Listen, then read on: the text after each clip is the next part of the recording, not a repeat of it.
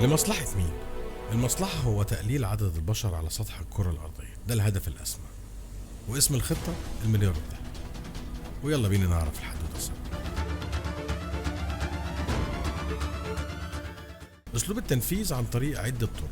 فيروس كورونا، والمصل هو المرض مش الفيروس. نشر الحرية طبقا لأهدافهم، يعني تحت 14 سنة من حقه يعمل كل حاجة، يعمل تاتو، يشرب سجاير، يشيل سلاح، يشرب خمور. كل ده خطر على الطفل، لكن من حقه انه يغير نوعه كمان من ذكر لأنثى والعكس بدون الرجوع لأي شخص حتى لو كان أهله. نشر المثلية، جايز وليزبيانز عادي، والاحتفال بيهم والتشجيع على ده، والمعترض يتحط في خانة المنبوذ.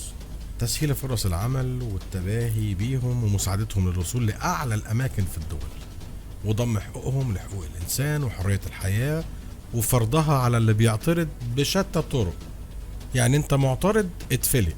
دعم المتحولين جنسيا وتكريمهم زي ما حصل في البيت الأبيض من تكريم إحدى المتحولين إلى أنثى في يوم المرأة، زي ما حصل واحد متحول حصل على بطولة أمريكا المفتوح للكيك بوكسينج للسيدات، أصاب البنت اللي كان بيلعبها بارتجاج في المخ.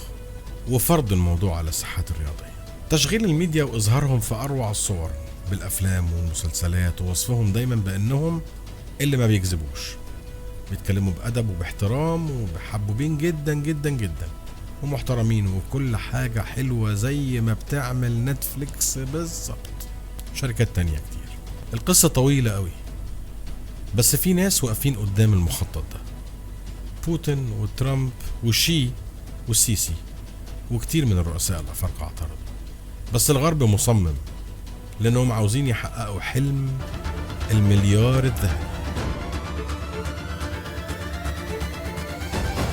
قصة طويلة قوي، واللي معطلها بوتين من خلال إضعاف الاقتصاديات الغربية وعدم استطاعتهم فرض السيطرة وإجبار العالم على تنفيذ المخطط. ده المختصر الشديد.